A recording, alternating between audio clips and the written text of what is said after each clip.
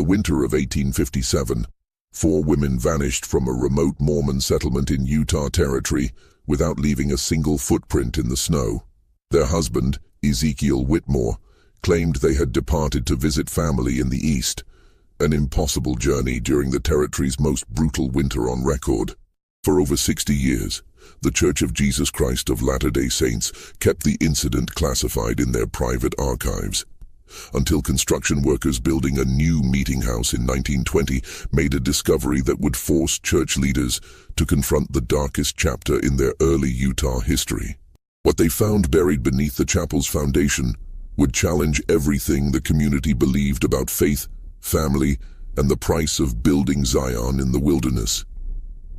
Before we continue with the story of Ezekiel Whitmore and the winter that changed everything, this channel isn't for everyone, only for those brave enough to uncover the mysteries that history tried to bury. If you're ready to hear stories that will make you question what really happened in America's past, hit that subscribe button and ring the notification bell. And tell me in the comments, what state are you listening from? Are you brave enough to hear the truth about the early Mormon settlements? Let's find out together. The discovery in 1920 would prove that some secrets are too terrible to stay buried forever. The Utah Territory of 1847 was a land of impossible dreams and crushing realities. When Brigham Young first gazed upon the Salt Lake Valley and declared this is the place, he was looking at thousands of square miles of alkaline desert, bracketed by mountains that would trap his people in complete isolation for months at a time. Yet for the Mormon pioneers, this desolation was providence, a promised land where they could practice their faith without the persecution that had driven them from Missouri, Illinois, and every other place they'd tried to call home. Ezekiel Whitmore arrived in the valley during the second wave of Mormon migration in late September 1847. Unlike the advance company that had accompanied Brigham Young, Whitmore's group faced the approaching winter with insufficient supplies and inadequate shelter. He was 34 years old, a skilled carpenter from Vermont who had converted to Mormonism in 1843 after hearing Joseph Smith speak in Nauvoo. What set Whitmore apart from most of his fellow pioneers was his family situation. He traveled with 4 wives, all legally married to him under the principle of plural marriage that the church had begun practicing in secret. His first wife, Sarah Whitmore, was 31, a steady woman with graying hair who had been married to Ezekiel for 8 years. She was barren, a fact that in Mormon theology made plural marriage not just acceptable, but necessary for achieving the highest degree of celestial glory. Sarah had herself selected Rebecca Thornton, 27, as Ezekiel's second wife in 1845. Rebecca was educated, unusual for a woman of her time, and could read both English and German. She questioned church doctrine more openly than was comfortable for most Mormon men, but Ezekiel seemed to value her intellectual contributions to their family discussions. Mary Kellerman became the third wife in early 1847, just before the journey west. At 24, she was pregnant with her first child and suffered greatly during the trek across the plains. Her German immigrant parents had died during the Nauvoo period, leaving her with no family except the Whitmore household. The fourth wife, Ruth Caldwell, was barely 19 and had joined the family only 3 months before they departed for Utah. Her marriage to Ezekiel had been arranged by church elders who felt she needed protection after her own family died in the Missouri conflicts.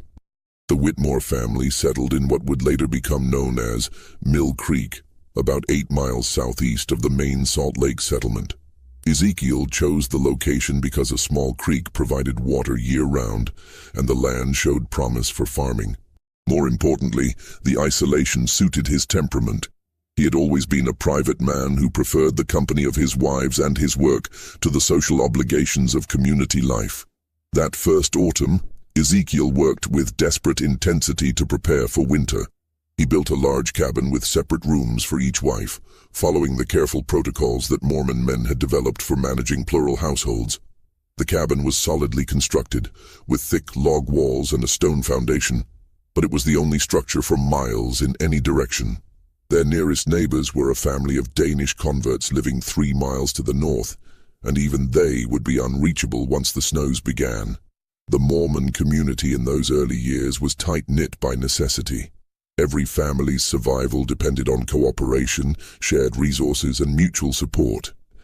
Church leaders maintained strict oversight of plural marriages, not just for theological reasons, but because they understood the practical challenges of managing complex family relationships in isolation.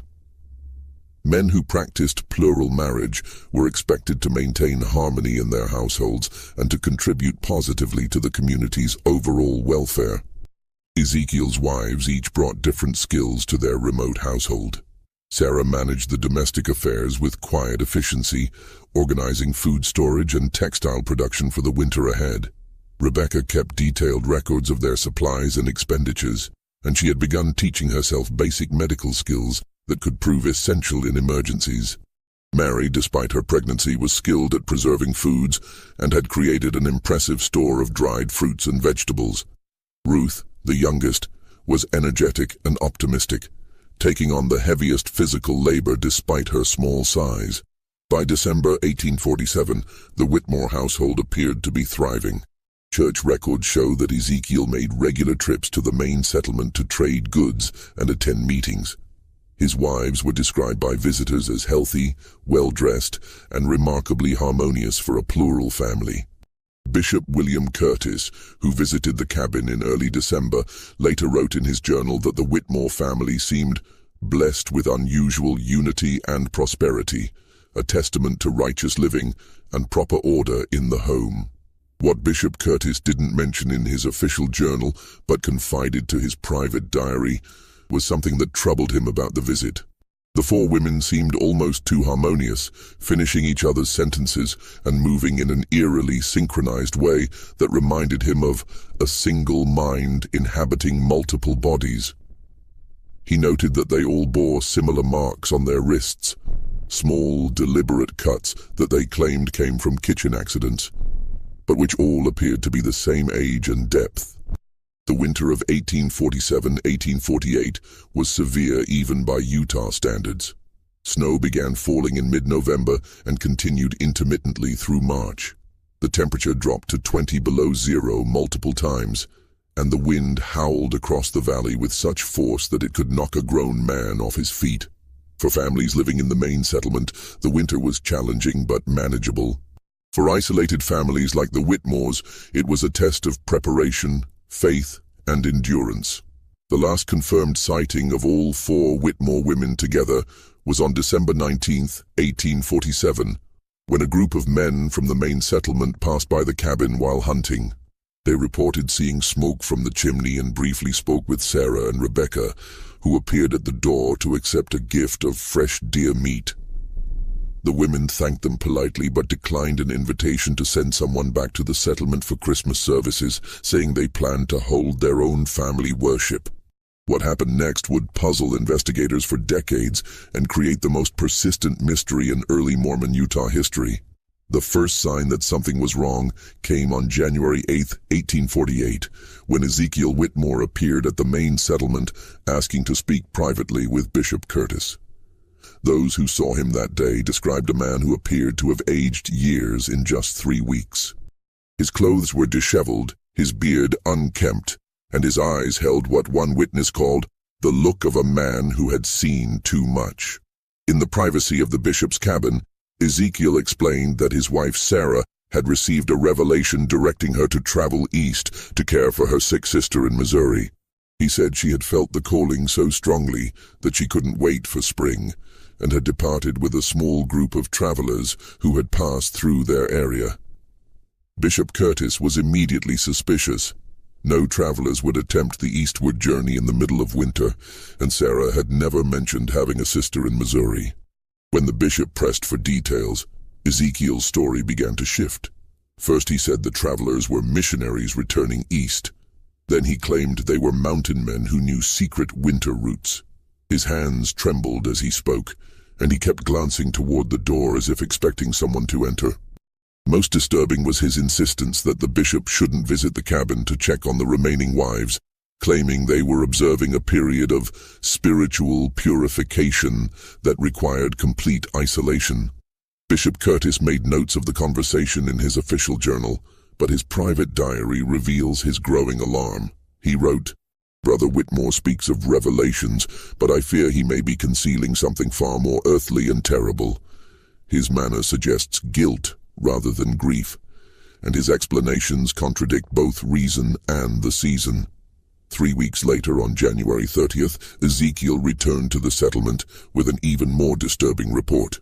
Rebecca, he claimed, had also received a calling to travel east, this time to serve as a teacher in a mission school.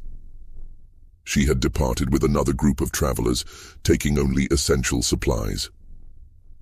The bishop demanded to know what travelers could possibly be moving through Utah territory in February, and Ezekiel's response was rambling and incoherent, filled with references to God's mysterious ways and trials of faith.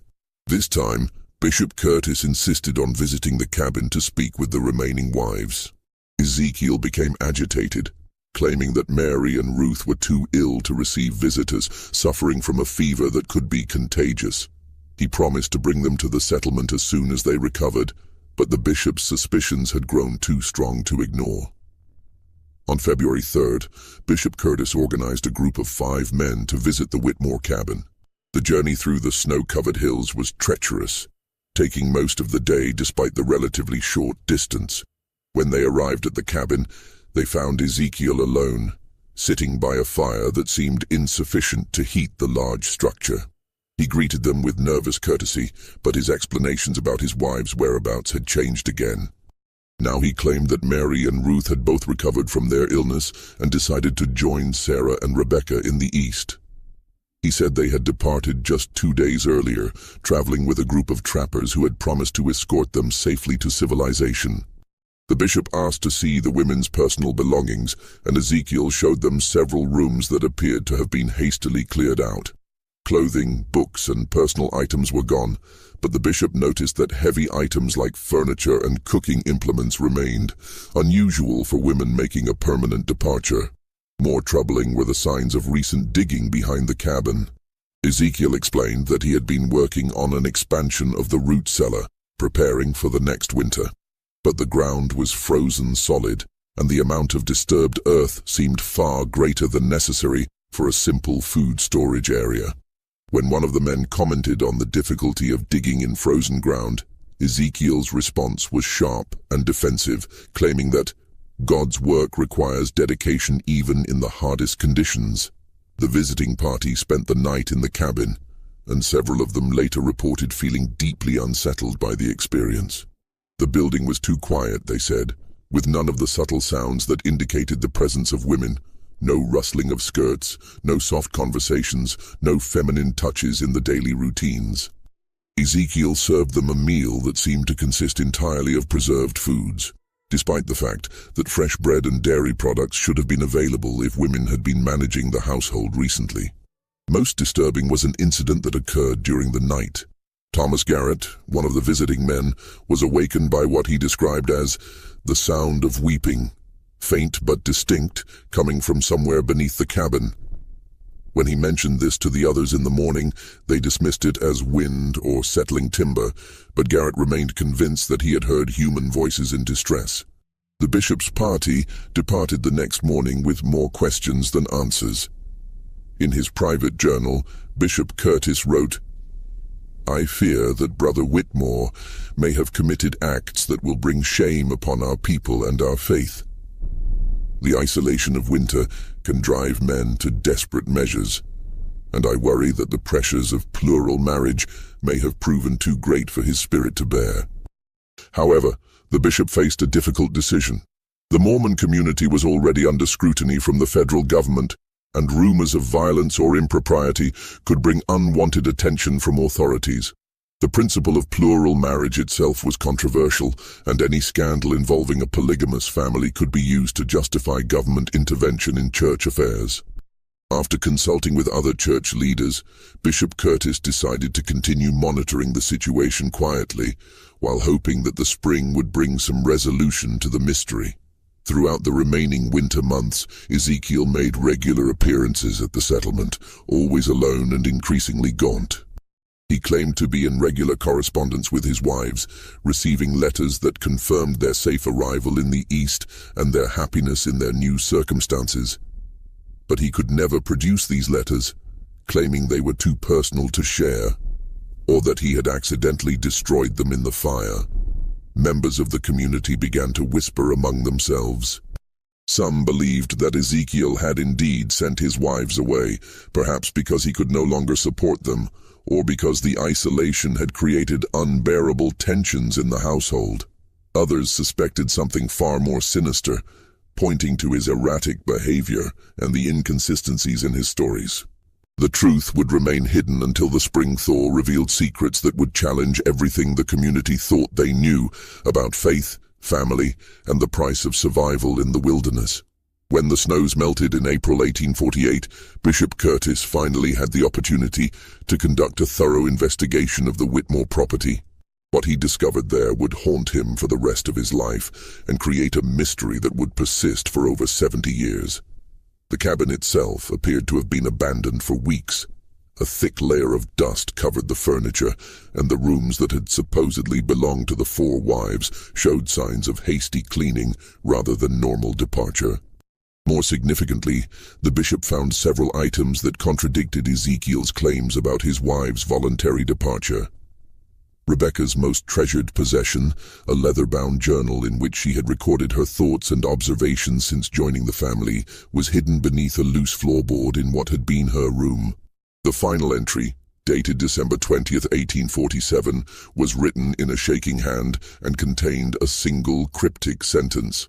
He says we must all make the ultimate sacrifice for the sake of the eternal family, but I fear his revelations come from a darker source than heaven. Behind the cabin, the area that Ezekiel had claimed to be excavating for root cellar expansion told a different story. The disturbed earth covered a much larger area than necessary for food storage, and the digging appeared to have been done in stages over several weeks. Most disturbing was what the bishop found partially buried in the loosened soil. Fragments of fabric that matched descriptions of clothing worn by the four wives, along with personal items including a wedding ring that Sarah had worn since her marriage to Ezekiel. The bishop also discovered evidence of what appeared to be some kind of ritual activity. In a cleared area near the digging site, he found the remains of multiple fires, arranged in a specific pattern that seemed deliberate rather than practical. Mixed with the ashes were burned fragments of paper that appeared to be pages from religious texts, though not from any standard Mormon publications. Some of the legible fragments contained references to blood atonement and eternal sealing through sacrifice, concepts that existed in Mormon theology but were being interpreted in ways that horrified the bishop. More evidence came from the cabin's interior. In the room that had belonged to Ezekiel and Sarah, the bishop found a hidden compartment containing several notebooks filled with Ezekiel's handwriting. The entries documented his growing obsession with what he called the principle of ultimate consecration, a belief that God required the faithful to surrender everything, including life itself, to achieve the highest degree of celestial glory.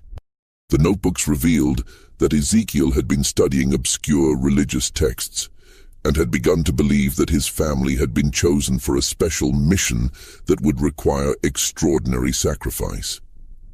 The final entries in these notebooks described Ezekiel's growing certainty that his wives had been sent to him specifically to fulfill this divine purpose. He wrote about receiving visions that showed him the eternal glory that awaited families who proved their absolute devotion through ultimate sacrifice.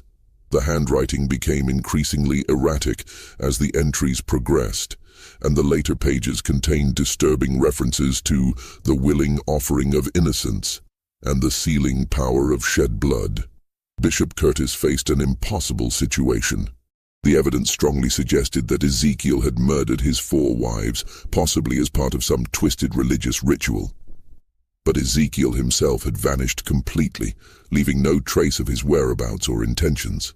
The bishop's attempts to track him proved fruitless. He had simply disappeared into the vast wilderness of the Western Territories, where a man could lose himself forever if he chose to do so. The church leadership made the difficult decision to classify the entire incident as confidential. They were acutely aware that any public revelation of the suspected murders would provide ammunition for anti-Mormon sentiment and could bring federal intervention that would threaten the survival of their entire community. The official records were sealed, and the few men who knew the truth were sworn to secrecy. The Whitmore cabin was quietly dismantled, and the disturbed earth behind it was carefully restored to its natural state. The church purchased the property and designated it as unsuitable for settlement, ensuring that no one would accidentally discover what might remain buried there. The four wives were officially listed as having relocated to the eastern states, and their disappearance was explained as a family decision to return to more settled areas. But secrets have a way of persisting, especially in small communities where every family's business is known to all their neighbors. Over the years, whispered stories began to circulate about the winter when four women vanished, and one man's faith led him to commit unspeakable acts. Some versions of the story claimed that Ezekiel had been driven insane by isolation and religious mania. Others suggested that he had discovered something in the isolated valley that had demanded a terrible price for his family's survival. The most persistent rumors centered on the idea that Ezekiel had not acted alone. Some believed that the four women had been willing participants in whatever ritual had cost them their lives, convinced by their husbands' claims of divine revelation that their sacrifice was necessary for eternal salvation. This version of the story was particularly disturbing because it suggested that the tragedy had been the result of shared delusion rather than individual madness. As the years passed, the area around the former Whitmore property developed a reputation for unusual occurrences.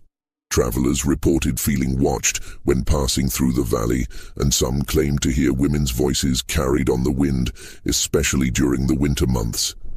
These reports were dismissed as superstition by church leaders, but they contributed to the sense that something dark and unresolved remained connected to the site. The mystery might have remained buried forever, if not for the church's continued growth and the need for new buildings to serve expanding congregations.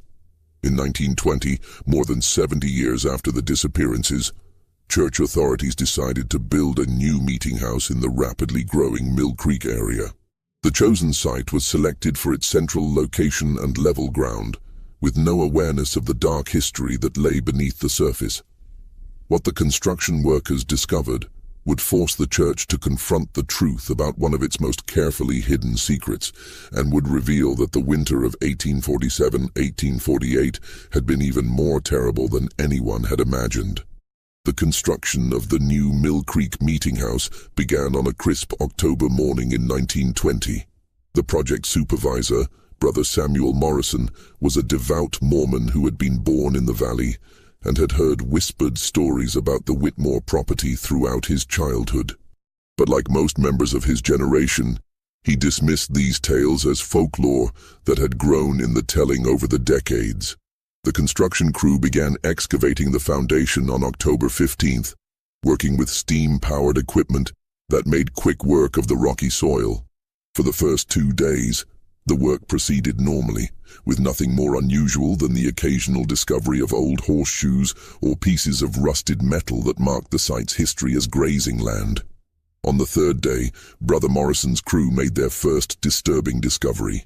About 4 feet below the surface, they uncovered what appeared to be a deliberately constructed stone chamber, roughly 8 feet square and lined with carefully fitted rocks. The chamber had been sealed with a flat stone cover, and when they lifted it, they found a collection of objects that seemed to have been placed there intentionally as some kind of burial cache. The objects included 4 sets of women's clothing, neatly folded and arranged in separate piles.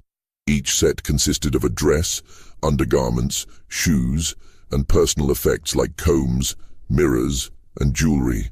Most significantly, each pile contained a small leather purse with identification papers and personal documents that clearly belonged to Sarah, Rebecca, Mary, and Ruth Whitmore. The preservation was remarkable, protected by the dry conditions and stone construction, and the items appeared to be in the same condition as when they were placed in the chamber. Brother Morrison immediately contacted Bishop Harold Stevenson, the current leader of the Mill Creek Ward. Bishop Stevenson was young and had no knowledge of the Whitmore incident, but he recognized the significance of the discovery and contacted church headquarters in Salt Lake City. Within hours, a team of church officials arrived at the construction site, led by Elder James Tanner, a member of the Quorum of the 12, who had access to the church's confidential historical archives. Elder Tanner's examination of the documents found in the stone chamber confirmed what the older church leaders had long suspected. The papers included letters written by each of the 4 wives, apparently composed shortly before their deaths, and intended as final messages to family members they would never see again. The letters were haunting in their acceptance of what they described as their calling to eternal glory through ultimate sacrifice. Sarah's letter, written in her characteristic careful script, expressed gratitude for her selection by divine providence to participate in the sealing ordinance that would bind our family together throughout eternity. Rebecca's letter was longer and more theologically complex, containing references to obscure doctrines and her belief that the shedding of innocent blood in righteousness would open the doors of celestial glory for all who participated in willing submission to God's will. Mary's letter was the most heartbreaking, filled with references to her unborn child and her faith that the sacrifice of 2 lives would count as double offering in the eyes of the Lord. Ruth's letter was the shortest, consisting mainly of expressions of love for her family and her excitement about joining the eternal family in the most sacred way possible. The letters made it clear that the 4 women had not been murdered against their will, but had participated willingly in what they believed to be a sacred ritual. This revelation was almost more disturbing than the alternative, suggesting that Ezekiel had successfully convinced his wives that their deaths were necessary for their eternal salvation. Elder Tanner immediately ordered the construction to be suspended and contacted the church's historical department to locate the sealed files related to the Whitmore incident. What they found in those files painted a more complete picture of the tragedy, but also raised new questions that would prove even more troubling. The sealed files contained Bishop Curtis's complete investigation notes, including details that had never been shared with other church officials. Among these was the bishop's discovery of additional evidence that suggested the Whitmore tragedy had not been an isolated incident.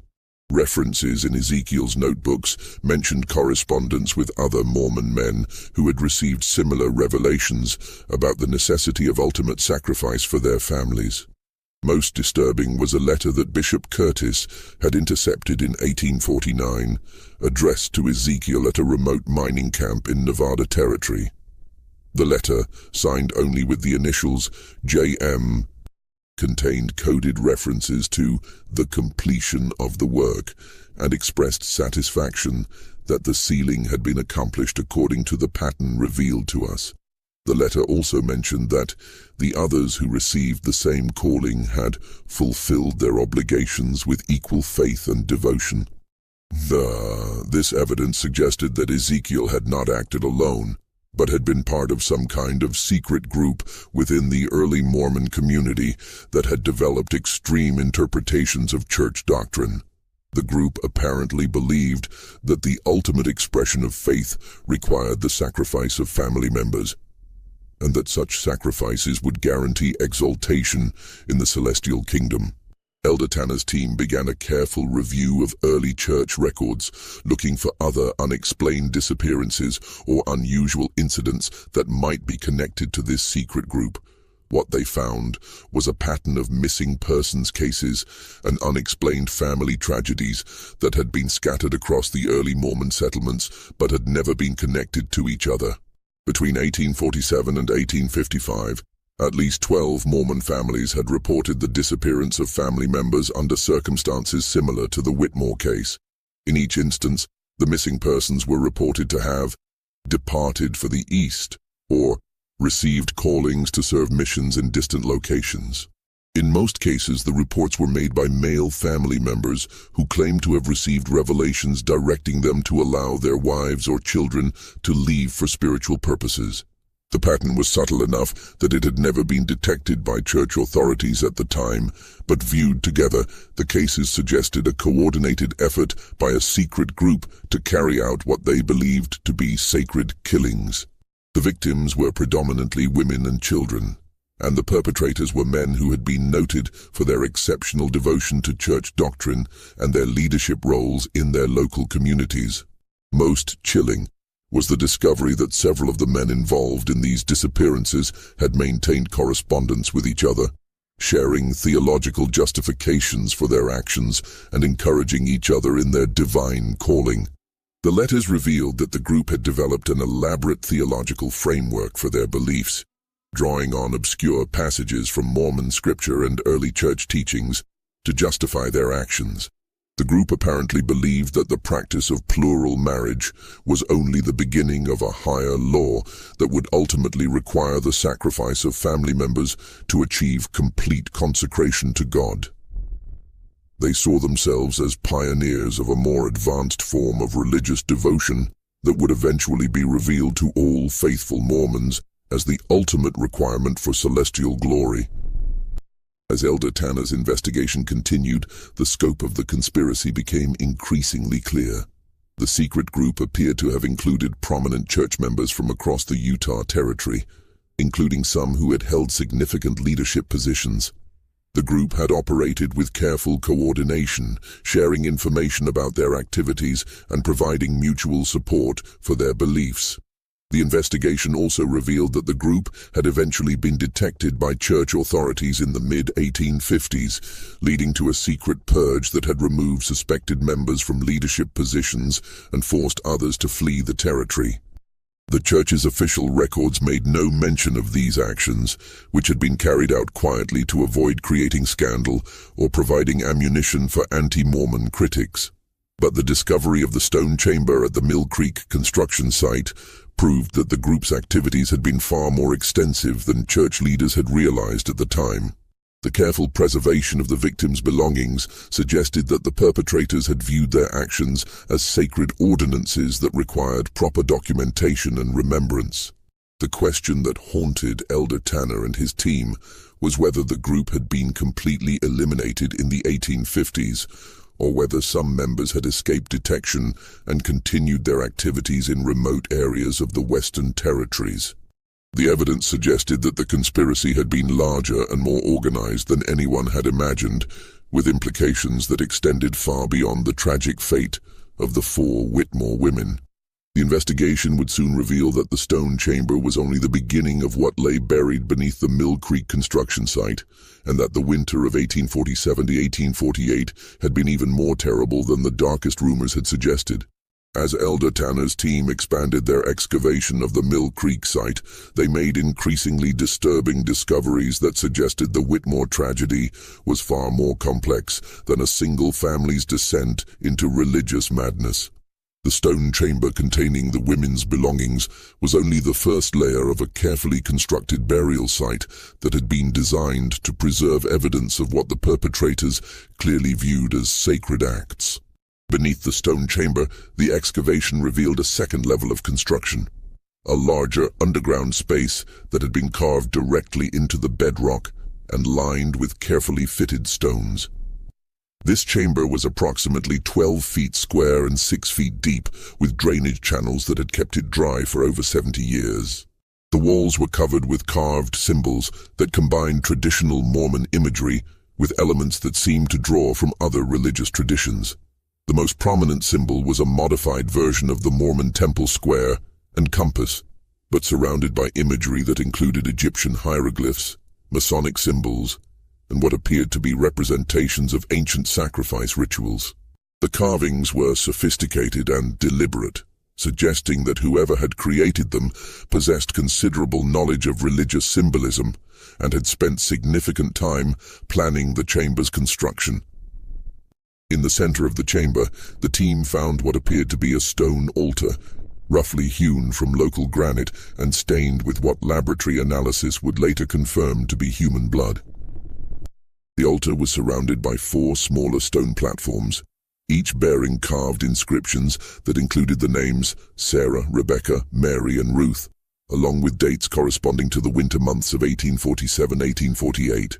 The inscriptions also included theological passages that had been carved in careful script, drawing from Mormon scripture, but interpreted in ways that justified the taking of human life for religious purposes. One passage, carved above the central altar, read, "Greater love hath no man than this, that a man lay down his life for his friends, and greater still is the love that lays down the lives of the beloved for the glory of God and the sealing of eternal families." But the most shocking discovery came when the team excavated beneath the stone platforms. Each platform concealed a carefully prepared burial site containing human remains that had been preserved through deliberate mummification techniques. The bodies of the 4 women had been prepared with materials and methods that suggested extensive knowledge of preservation practices, possibly derived from early Mormon interest in Egyptian culture and practices. The condition of the remains allowed for detailed examination that revealed the manner of death. Each woman had died from a single precise wound to the heart, inflicted with what appeared to be a ceremonial blade. The wounds were identical in location and depth, suggesting that the killings had been carried out with practiced skill and according to a predetermined ritual pattern. More disturbing was evidence that the women had been dressed in special ceremonial garments before their deaths, elaborate white robes that had been decorated with religious symbols and personal items that held spiritual significance. The garments appeared to have been specially prepared for the ritual, with careful attention to detail that suggested the perpetrators had viewed the killings as sacred ordinances requiring proper ceremonial preparation. The discovery of these ritual preparations forced Elder Tanner's team to confront the possibility that the Whitmore women had not only consented to their deaths, but had actively participated in elaborate religious ceremonies that they believed would guarantee their eternal salvation. The evidence suggested that the killings had been carried out over several weeks, with each death forming part of a larger ritual cycle that had been carefully planned and executed. Additional evidence found in the chamber included detailed records of the ritual proceedings, carved into stone tablets that had been placed in niches around the walls. These records provided a horrifying minute-by-minute account of the ceremonies, including the women's final words and their expressions of faith and gratitude for their selection for eternal glory. The tablets also contained references to the great work that was being carried out by the secret group and to the pattern revealed from on high that guided their actions. The records made it clear that the Whitmore killings were part of a larger plan that involved multiple families and was intended to demonstrate the ultimate degree of faith and devotion required for celestial glory. Most chilling was the discovery that the ritual chamber had been designed for repeated use. The drainage systems, preservation techniques, and careful construction suggested that the site had been intended to serve as a permanent location for similar ceremonies. The chamber contained preparation areas for multiple victims and storage spaces for ritual implements and ceremonial garments. The investigation team also found evidence that the chamber had indeed been used for additional victims beyond the 4 Whitmore women. Carved records indicated that at least 8 other individuals had been sealed in the chamber between 1848 and 1855, including members of 3 other families that had been reported missing during the early years of Mormon settlement in Utah. The scope of the conspiracy was becoming clear. The secret group had operated for nearly a decade, carrying out ritual killings that they believed were necessary for achieving the highest degree of religious devotion. The group had developed elaborate theological justifications for their actions, and had created permanent facilities for conducting their ceremonies. Elder Tanner's team faced a crisis that threatened to expose the darkest chapter in Mormon history. The evidence they had uncovered proved that a secret group within the early church had carried out systematic ritual murders, possibly involving dozens of victims over several years. The implications for the church's reputation and the faith of its members were staggering. The investigation also revealed that the group had maintained detailed records of their activities, including lists of potential victims and plans for expanding their operations. The records suggested that the conspiracy had been far more organized and extensive than anyone had imagined, with cells operating in multiple settlements across the Utah Territory. Most disturbing was evidence that some members of the secret group had held positions of authority within the church hierarchy, using their access to confidential information to identify potential victims and to cover up their crimes. The group had apparently used their knowledge of church doctrine and their positions of trust to convince victims that their deaths were necessary for eternal salvation. The investigation team realized that they were uncovering not just a series of isolated crimes, but evidence of a systematic conspiracy that had operated within the highest levels of the early Mormon church. The implications were so serious that Elder Tanner immediately contacted the church's first presidency to report his findings and to request guidance on how to proceed. The decision that would be made in the coming days would determine whether the truth about the Whitmore tragedy and the larger conspiracy would ever be revealed to the public, or whether it would be buried once again to protect the church from scandal and persecution. But as Elder Tanner's team continued their excavation, they began to suspect that the underground chamber held even more terrible secrets that would make the choice between truth and concealment even more difficult. The final phase of Elder Tanner's investigation began when his team discovered a hidden passage leading from the main ritual chamber to an even deeper level of construction. The passage was narrow and had been carefully concealed behind a false wall, suggesting that it led to the most secret part of the underground complex. What they found in this deeper chamber would reveal the true scope of the conspiracy and the identity of its leadership. The deeper chamber was smaller than the ritual space above, but it had been constructed with even greater care and attention to detail. The walls were lined with carefully fitted stones that had been carved with intricate religious symbols, and the ceiling was supported by precisely cut archways that demonstrated advanced engineering knowledge.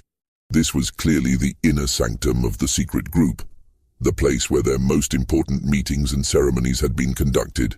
In the center of the chamber, the team found a stone table that had been carved with extraordinary precision.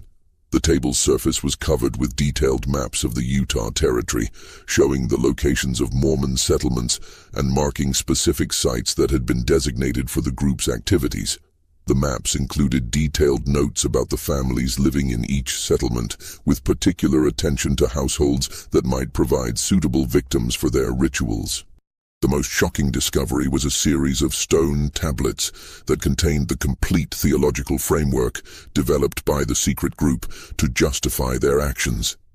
These tablets revealed that the group had been led by a man named Jeremiah Blackwood, who claimed to have received direct revelations from Joseph Smith himself, directing him to establish what he called the Order of Eternal Sacrifice. According to the tablets, Blackwood had been present at some of Joseph Smith's private meetings in Nauvoo and had developed an extreme interpretation of the prophet's teachings about eternal families and celestial marriage. Blackwood believed that the ultimate test of faith required families to demonstrate their willingness to sacrifice everything, including life itself, to prove their devotion to God and to secure their eternal exaltation. The tablets contained detailed instructions for identifying suitable families for participation in the order's rituals. The criteria included strong faith, isolated living situations, and family structures that would not be immediately missed by the broader community.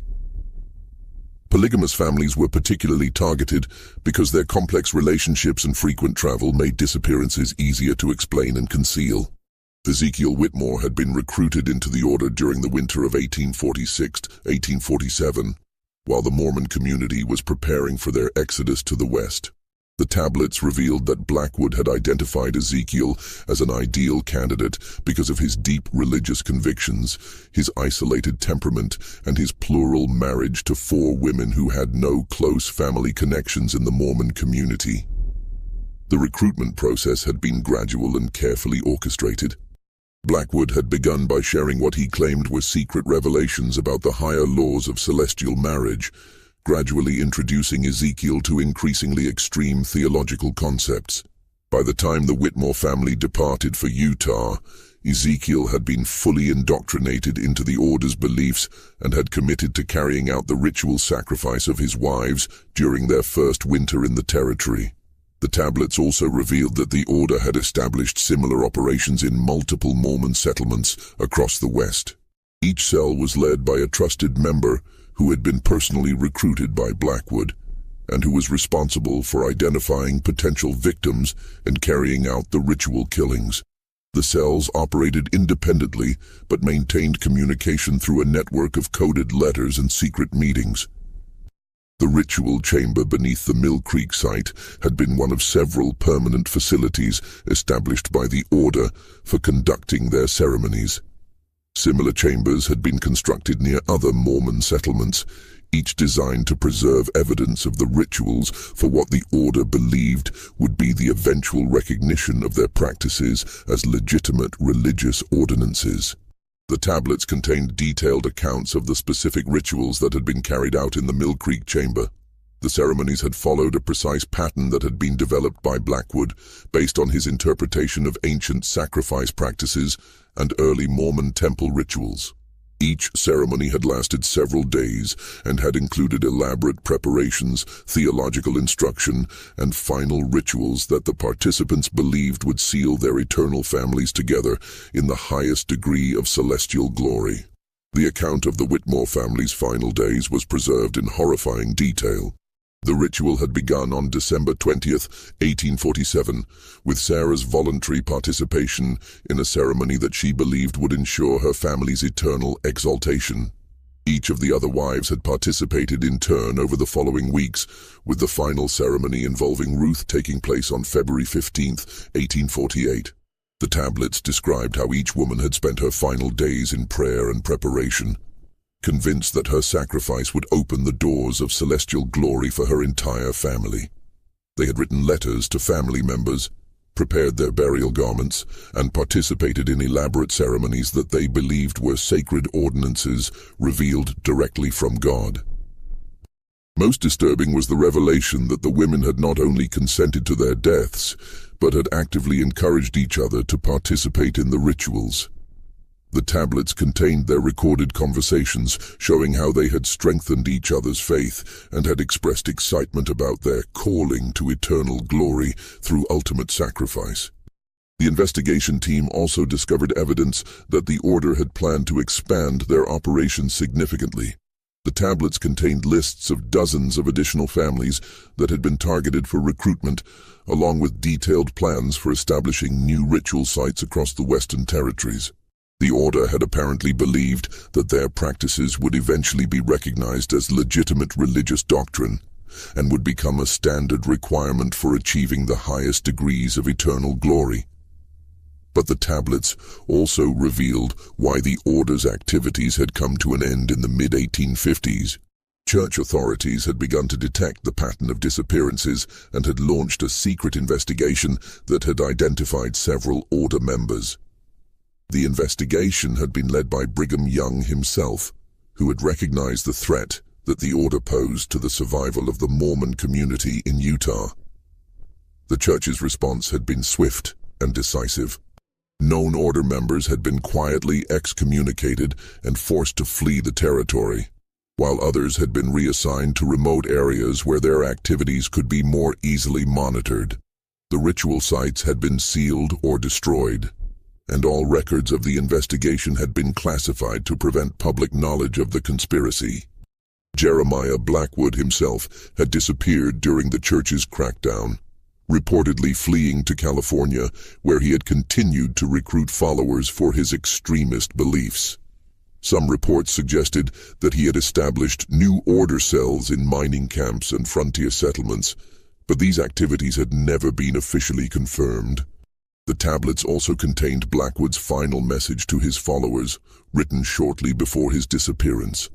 In this message, he prophesied that the order's practices would eventually be revealed as divinely inspired and would become the ultimate test of faith for all true believers. He instructed his followers to preserve their records and to continue their work in secret until the time came for public revelation of the higher laws. Elder Tanner's team realized that they had uncovered evidence of the most serious crisis in early Mormon history, a secret conspiracy that had operated within the highest levels of the church and had resulted in the ritual murder of dozens of innocent victims. The implications for the church's reputation and the faith of its members were catastrophic.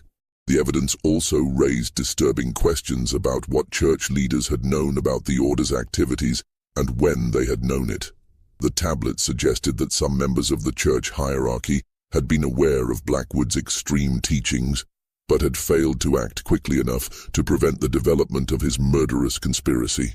Most troubling was the possibility that other order cells had continued to operate after the official crackdown, carrying out additional ritual killings in remote areas where their activities would never be detected. The evidence suggested that the order's influence had been far more extensive than church authorities had realized, with implications that could extend well beyond the Utah territory. As Elder Tanner prepared his final report on the investigation, he faced an impossible choice. The evidence he had uncovered proved that a secret group within the early Mormon church had carried out systematic ritual murders, possibly involving hundreds of victims over nearly a decade. The truth about the order of eternal sacrifice would expose the darkest chapter in Mormon history and could destroy the faith of millions of believers worldwide. But the alternative, concealing the evidence and allowing the victims to remain forgotten, was equally unthinkable. The families of Sarah, Rebecca, Mary, and Ruth Whitmore, along with all the other victims of the order's rituals, deserved to have their stories told and their deaths acknowledged. The decision would ultimately rest with the church's highest authorities, but Elder Tanner knew that whatever choice was made would have consequences that would echo through generations of Mormon believers and would shape the church's relationship with its own history for decades to come. The meeting that would determine the fate of Elder Tanner's investigation took place in the First Presidency's private chambers on November 15, 1920. Present were President Heber J. Grant, his counselors, and the most senior members of the Quorum of the 12 Apostles. Elder Tanner presented his findings in a 3-hour session that was later described by one participant as the most sobering and troubling presentation in the history of the church. The evidence was undeniable. The stone chambers, the preserved remains, the detailed tablets, all pointed to a systematic conspiracy that had operated within the early Mormon community and had resulted in the deaths of dozens of innocent victims. The order of eternal sacrifice had been real, and its influence had been far more extensive than anyone had imagined. President Grant's response was measured but decisive. After consulting with his counselors and receiving unanimous agreement from the Quorum of the 12, he made the choice that would define the church's relationship with this dark chapter of its history. The evidence would be preserved in the church's most secure archives, accessible only to the highest levels of church leadership. The victims would be quietly remembered in special memorial services attended only by church authorities. But the truth about the order of eternal sacrifice would never be revealed to the public. The decision was justified on multiple grounds. Public revelation of the conspiracy would provide ammunition for anti-Mormon critics and could undermine the faith of millions of believers who had dedicated their lives to the church. The evidence also suggested that the order had been successfully eliminated in the 1850s, meaning that there was no ongoing threat to public safety. Most importantly, the victims and their families had suffered enough. Exposing their stories to public scrutiny and sensationalism would only compound their tragedy. The Mill Creek construction site was quietly relocated to a different area, and the underground chambers were filled with concrete and sealed permanently. The stone tablets and other artifacts were transported to a special vault in Salt Lake City. where they joined other sensitive historical documents that the church had determined were too dangerous for public knowledge. Elder Tanner was assigned to prepare a comprehensive report that would be preserved for future church leaders, but he was also sworn to absolute secrecy about his discoveries. The few construction workers and church officials who had been involved in the investigation were transferred to distant assignments and were required to sign binding agreements never to discuss what they had witnessed. The official explanation for the construction delays at Mill Creek was unexpected geological conditions that required engineering modifications to the building plans. The new meetinghouse was completed 6 months later on a site 3 miles from the original location, and it served the growing Mill Creek community for decades without any public knowledge of the tragedy that had been discovered and concealed nearby. But the investigation had revealed more than just historical crimes. It had also identified evidence that suggested the order of eternal sacrifice might not have been completely eliminated in the 1850s. Several of the tablets contained references to Western brothers who had carried the order's teachings to remote mining camps and frontier settlements in California, Nevada, and Colorado. These references suggested that some order members had escaped the church's crackdown and had continued their activities in areas beyond church authority. President Grant quietly authorized a follow-up investigation to determine whether any order cells remained active in the Western Territories. This investigation, conducted by church security personnel rather than regular missionaries, uncovered evidence of at least 3 additional ritual sites that had been operated by order members in the late 1850s and early 1860s. The most disturbing discovery came from a mining camp near Virginia City, Nevada, where investigators found the remains of a ritual chamber that appeared to have been used as recently as 1875.